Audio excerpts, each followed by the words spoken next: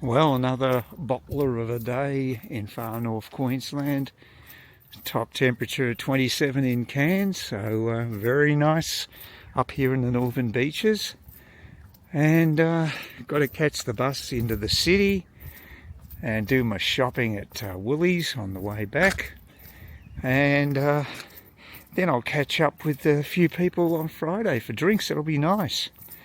And we're going to Palm Cove Tavern, which is my preferred venue. I really like it. It's old school. It's got an outdoor beer garden area and still has very cheap drinks. Plus the chance of winning a meat tray, which I've never won in my life. So that would be rather interesting. Chances are the people who are visiting Cairns will be the ones who win it and then can't take it home. But we'll see. We'll see what happens. I doubt whether one of our party will win it. It just seems to be a bridge too far. And here comes the bus. So it's pretty well on time. So I'll be up there soon. Now, one thing I wanted to talk about is that one thing that surprised me is the difference between New Zealand and Australia's housing markets. New Zealand has had a major correction with housing prices, and obviously here they're just still going into the stratosphere, which is insane.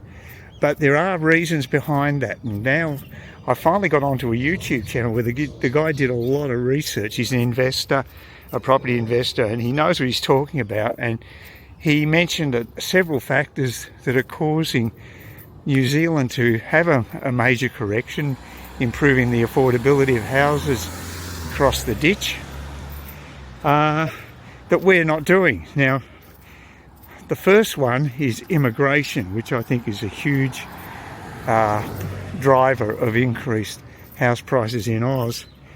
In New Zealand, they have actually had a dip in immigration in the last 6 months or so from overseas. But not only that, on top of that, they've had a net loss of locals to Australia. A lot of young New Zealanders are moving over here. So they're adding to the pressure on our housing market and easing the pressure on the ones in their own country. So that's one factor. The other one is, and I wasn't aware of this, is New Zealand, they actually also are paying higher interest rates for their housing loans, a couple of points above what we're paying in Australia. Now that's going to also have an effect. They had quite an aggressive policy of tightening their monetary policy in New Zealand, and consequently demand for housing went down. We didn't make the same tough decisions here, so New Zealand's probably in a much better position there as well. And the other one that I wasn't aware of is that they abolished their what's it called again? I just had a mental blank. The discounts for investors on their housing. So investors lost that tax advantage that we have in Australia. And for the life of me, I cannot remember. Negative gearing, that's what I'm trying to think about. Yeah, they had negative gearing in the New Zealand as well as here, but they abolished it. So you've had three things that have worked in the favour of reducing house prices in New Zealand. You've had the immigration reduction, the interest rate differential, which makes it more expensive to get a housing loan there, and the abolition of negative gearing, which took people who were investors out of the market and took pressure off. So there you go. It can be done. It could be done in Australia, but it takes political will, and I don't think our politicians have that. So there's the formula if you really want to do average Joe a favour in buying their first house. These are the sorts of policies that need to be instituted. Yeah, that was a very frustrating bus trip to the hospital today. I mean, just everything made it into a long trip. Like roadworks at Trinity Beach seem to be going on forever. It's been over a month since there's been disruptions to traffic at Trinity Beach, and it could have added about 10 minutes to the time. It took forever to get to the bus stop and then back again. And then on top of it, when we got to finally into Cairns, the bus driver turned off the engine. I thought, what the hell's going on here? And then turned it on, then checked the doors. It seems like the doors to these buses are an issue, because I've seen a few bus drivers having to bloody adjust them all the time. And he did that and got the computer rebooted and the whole thing, and we finally got off another 5-minute delay, and then every single stop we had to stop at, and yeah, it's just been frustrating. I'll probably just make it there in time, which I guess is a miracle given what happened. Yeah, there are also ticket inspectors on board, but of course they couldn't really inspect tickets because the bus driver wasn't selling any, so that was another issue. Yeah, well, the bus service ain't running smoothly, that's for sure. I had to get the 110 now to make it do the whole hike home, because there's no timetable. That's been vandalised, so I can't even check when the next one's due. Not that it means much, because the bus was absolutely packed, and I'm wondering whether any of them are on schedule today. See, oh god, looks like it's just turned up. Well, that's another one. I'm assuming it's the 111. We'll see if it does the roundabout. I don't think I can see it from here, but it'll be up at the terminus at least. So that's something. I can wait till it gets there and get a ride back to save me a bit of leg work, although I need the exercise, so can't really complain.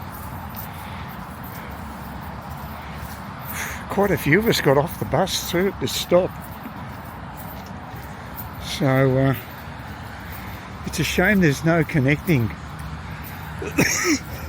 internal minibus or something in, like a shuttle bus in Kawara itself.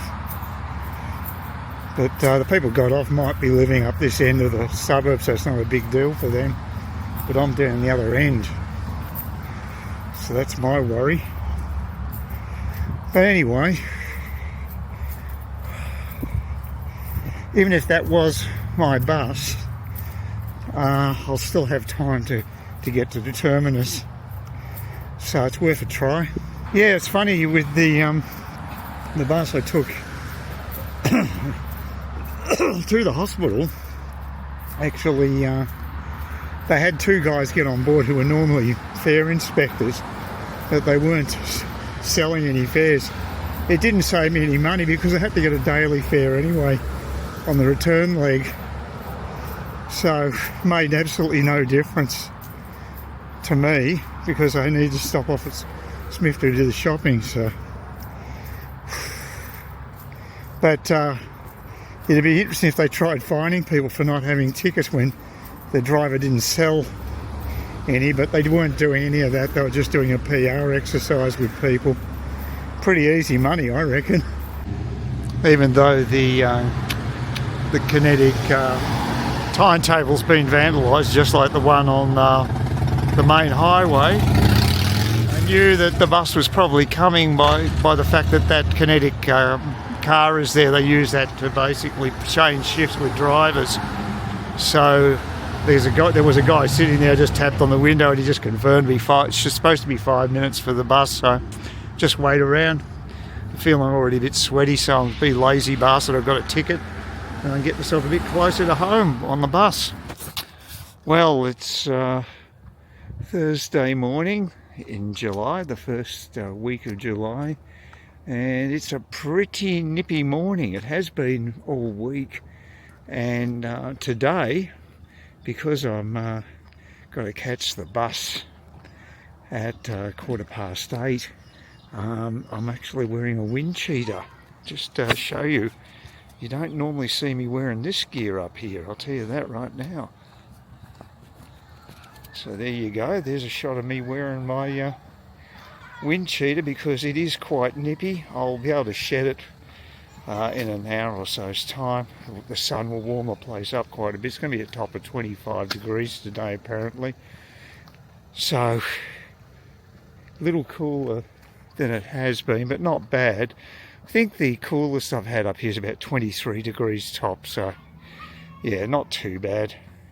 Yeah, I'd like to give a little bit of a shout out to a fellow YouTuber who lives in Trinity Beach. He's a local, and he has does a little differently than me. He does walk and talks, but he also does a lot of interviews, which I don't do.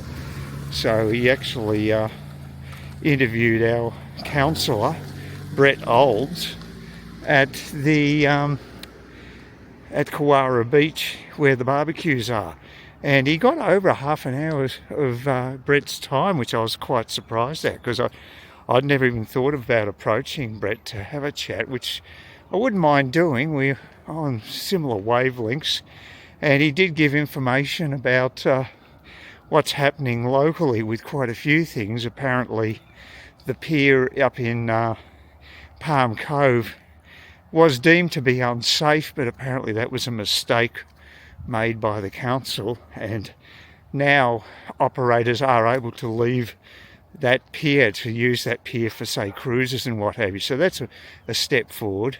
He's also talked about beach erosion and a few other local issues like that. One thing he certainly, I wouldn't envy being a councillor, because all the crap bureaucracy they have to put up with. He said that the new LNP government is easier to deal with than the Labor government, less bureaucratic. Now, of course, Brett would be more sympathetic towards LNP, I would think, than Labor, but I think he was quite sincere in what he said there.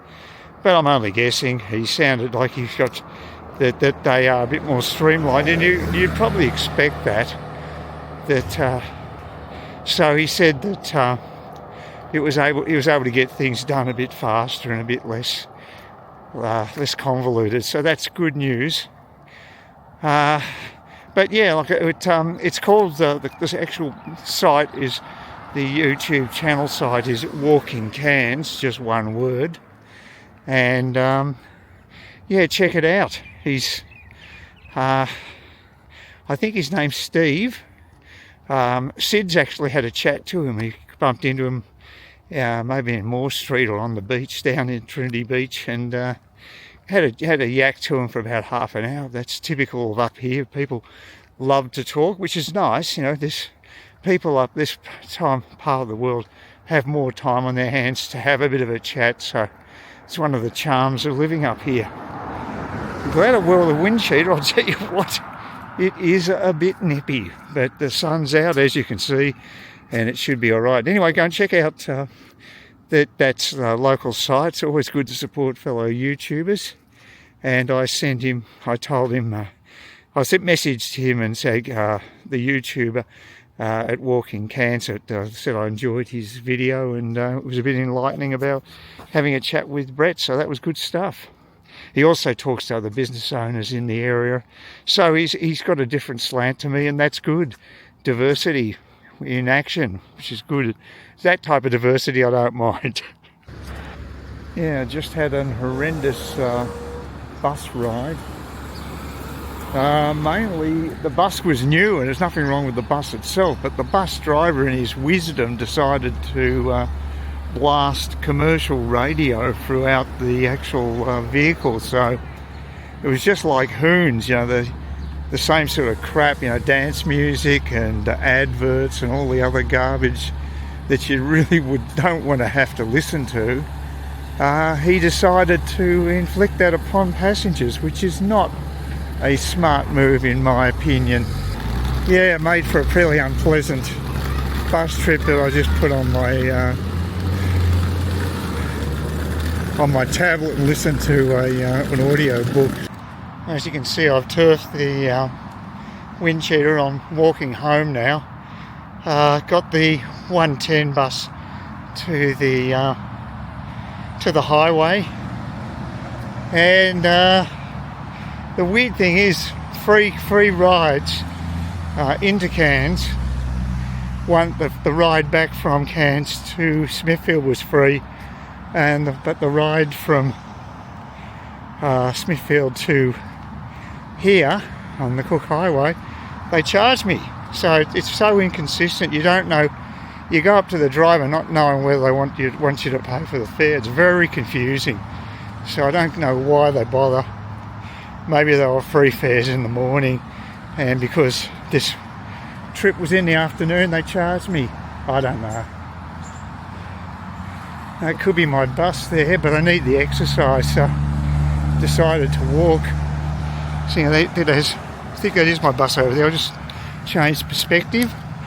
There you go, see it going around the roundabout, and that is my bus.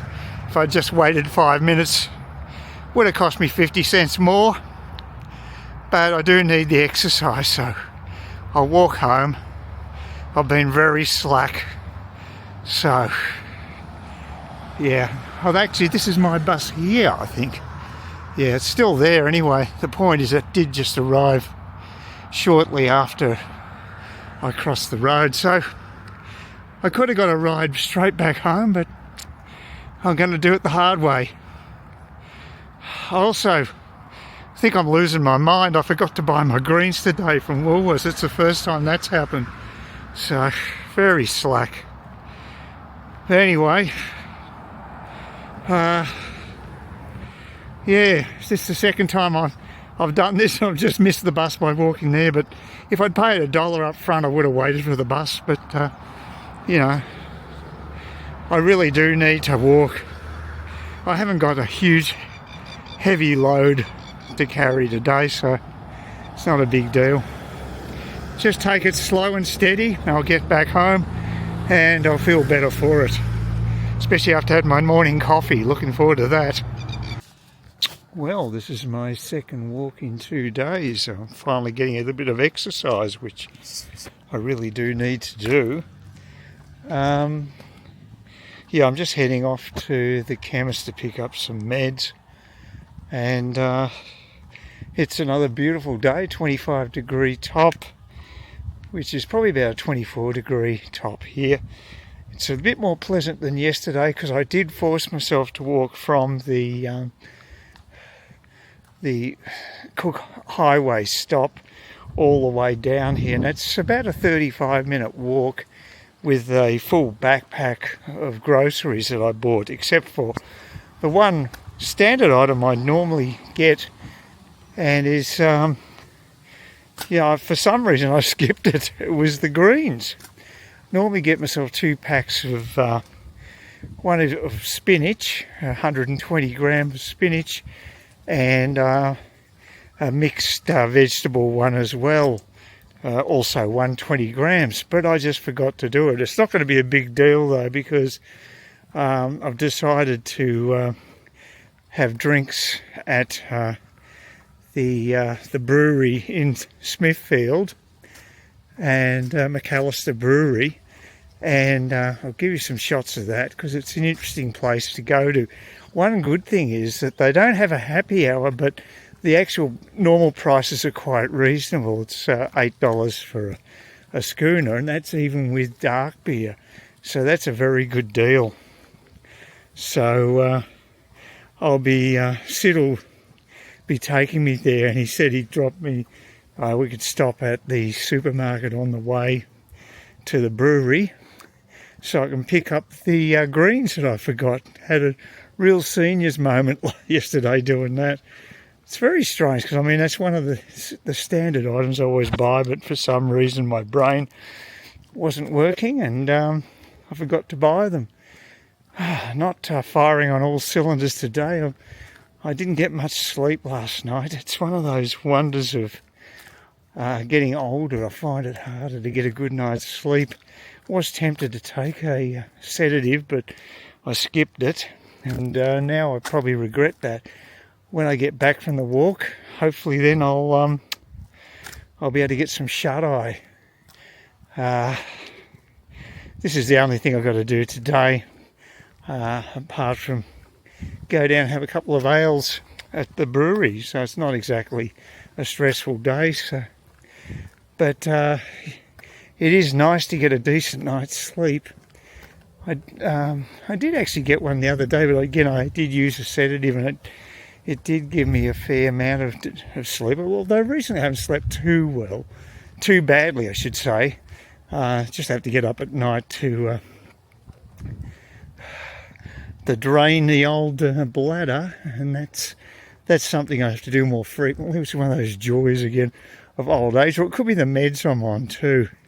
So I think that's probably more likely, but the side effects on what I'm taking at the moment is much less than what I've had in the past, so I'm not complaining. So yeah, I'll feel better for the walk. I didn't enjoy it yesterday though, I'll tell you. I got pains in my arms. It may have been the weight of the backpack, I don't know, but I'm not feeling that right now. It feels fine. So that made it a bit of a downer. But yeah, it's super quiet here on a Friday, which is not bad. My next door neighbour's been tinkering a lot, dragging stuff down their alleyway and using a drill all the time. So it's actually nice to have some quiet. I'm wondering whether they're still working. Maybe they've retired and now they're spending more time at home. I don't know. They've also got a dirty big motorbike that makes a hell of a racket. And the problem with that is when he starts the damn thing, he lets it idle for about 5 minutes. And the same thing happens when he comes back. So it's not just like a normal bike where you just turn up and you switch off the thing. For some reason, it has to idle. It's not the worst sound it makes. He's got a whippersnipper type thing, which is really noisy. So yeah, it just needs to like making noise, but it's not all the time. And if I compare it to living in an apartment in Parramatta Park, it's certainly nowhere near as bad as that. That's a lot worse when you've got neighbours below you. In that case, I was on the top floor, so I thought I was fairly safe, but unfortunately I got people who are particularly noisy below me. I guess it helps if you're actually, like Sid, you're in a block of flats where most people are owners. That makes it a bit better. He seems to have really done well where he's living. He's actually on the top floor as well, but he seems to have great neighbours, so good luck to him. And he's in an amazingly central location, especially when you go down the grog shop. It's about a 2-minute walk. So yeah, couldn't Moore Street in Trinity Beach is a very good location. So he's done well there. But mine's not as convenient, being in the middle of suburbia, and we just don't have any facilities here. There's nothing down at the beach. Like Trinity Beach has a number of food outlets. We really don't have anything apart from a caravan that sells some food from time to time. They're not even there all the time from what I can gather. Apart from that, you've got the shopping centre, but the shopping centre is a fair distance. It's a 25-minute walk to the shopping centre. It's pretty well the same distance as going to Trinity Beach. That's why I go to the Trinity Beach one. I think it's just a nicer walk. So they're pretty well the same distance. But yeah, I'll feel better for this when I finish it up. I certainly wasn't enjoying it yesterday, but as soon as I got home and relaxed, I felt a hell of a lot better. So yeah, it is beneficial to stretch the limbs and do some exercise, and it's a perfect time of the year for it because it's very pleasant weather. So just I'm making sure I'm getting the framing on this camera correct. It's like I say, you got to, for some reason with this gimbal, I've got to have the camera on a 45-degree angle, looking towards the roadway. So it's totally against what you'd expect. With other cameras, I just hold it up straight in front of me, and now I know the framing's right. But this one, I've got angle it way down, and that's why sometimes you get all these shots where I'm featuring clouds and treetops and what have you. It's very embarrassing, and I try to avoid to cut out as much of that footage as I can, but sometimes I just get a really long stretch of it. So, haven't made any plans for overseas either. I thought I might look into another overseas trip. One of the problems is that with Da Nang, it seems to have gone really popular since I stayed there, and the hotel I wanted to stay at is actually booked out. There are alternatives, and the problem with Da Nang is it could be cold. The later I leave it in the year, the colder it'll be, because it's particularly nippy, I think, in December, January time. So I'd like to avoid that, because as much as I love the Paradise Bar, it's not the greatest place to have a drink when you've got sort of like Arctic breezes coming off the sea. It's not quite that bad, but it feels relatively cold. And I'm used to warmer weather after moving up here. You do definitely acclimatise. I'll have to check the realestate.com house values and see whether they've bumped up what the estimate is on my place. The banks have certainly bumped up the price. It's absurd what people have to pay for houses. Thank God I bought it when it was reasonably cheap compared to what it is now. It's changed a hell of a lot in 3 years. I've got a new consignment of meds from the chemist, which will help me cling to life for another month. Doing better than the plants the plant seeds that I've been trying to nurture.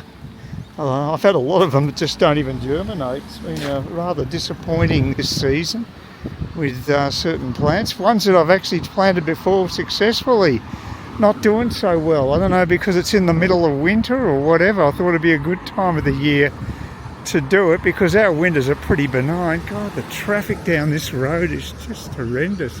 I'm glad I didn't pick Trinity Beach to look at. It's just a bit too busy. What's this guy doing? Yeah, just incredibly busy.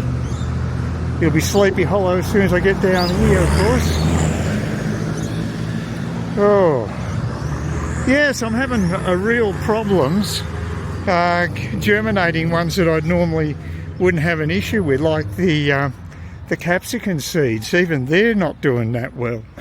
And I've got some greens that the Vietnamese spinach seems to be growing, although it's not particularly big, but it does look healthy. But there's another type of green spinach type plant that I got that's supposed to be good for the tropics.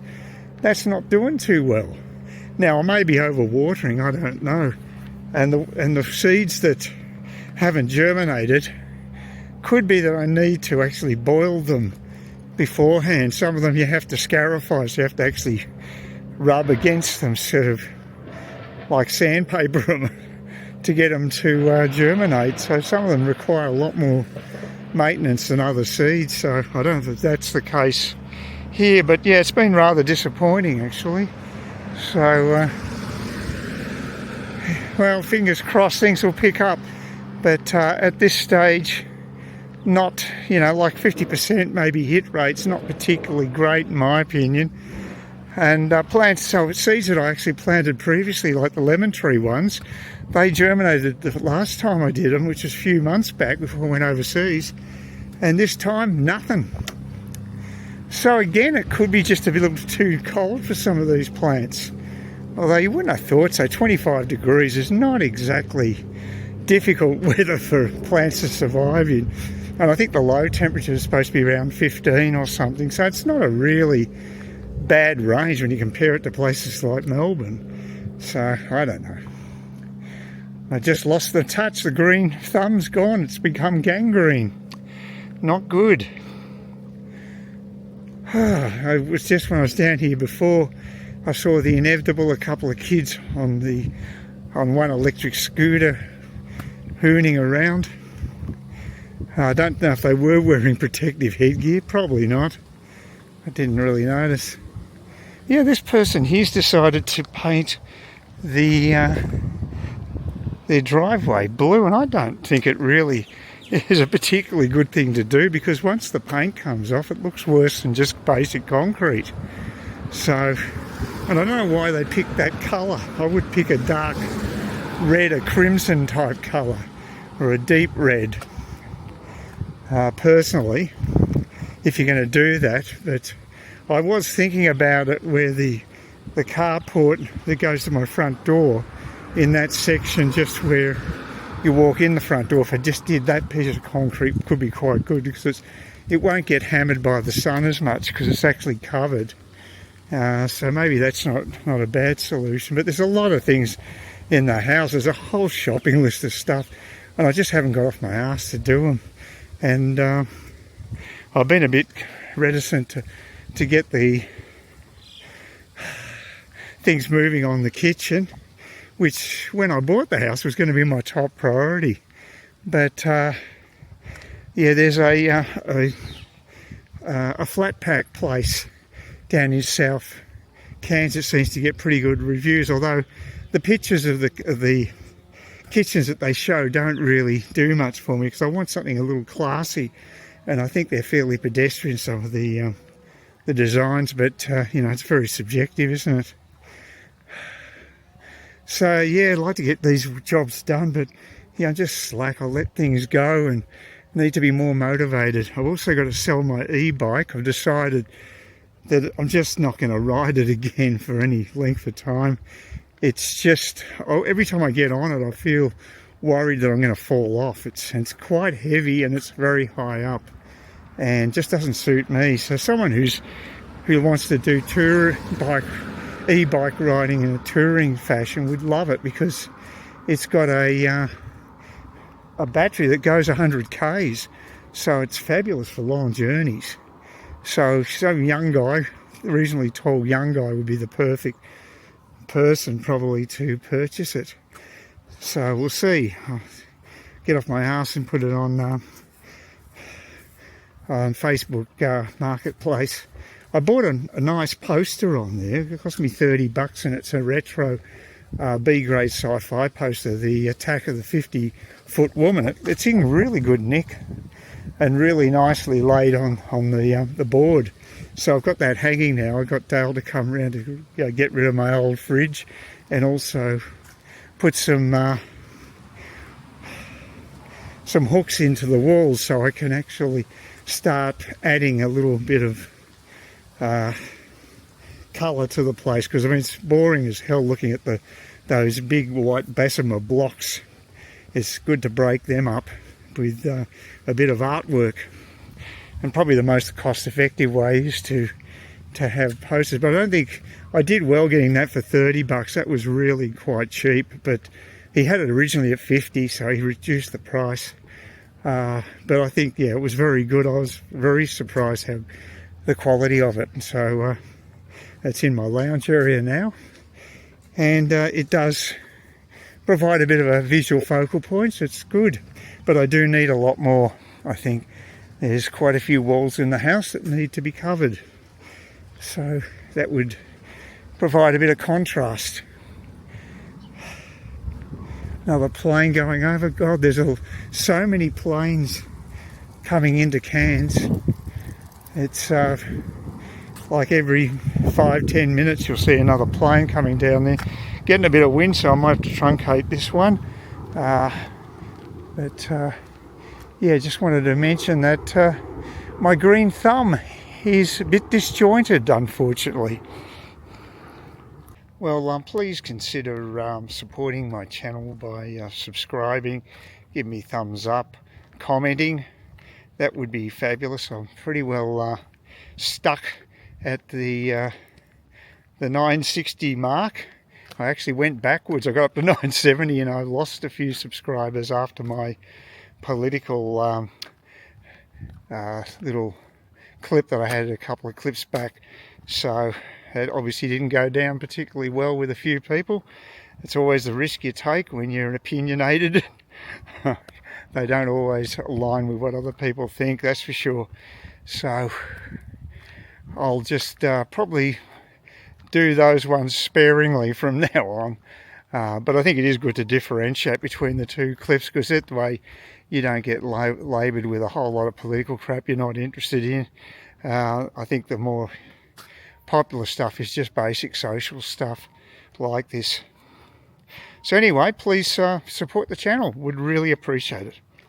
Just walking down to Macalister brewery, is just down the road here, a couple of doors down, I think. And we're just approaching the entrance. It's an old converted light industry building. Number of them, isn't it? Well, how many were there? There's about 3 or something. There's 5. Five units they've expanded to. So yeah, they're doing quite well. It was very busy last time we were here, and this is on a Friday as well.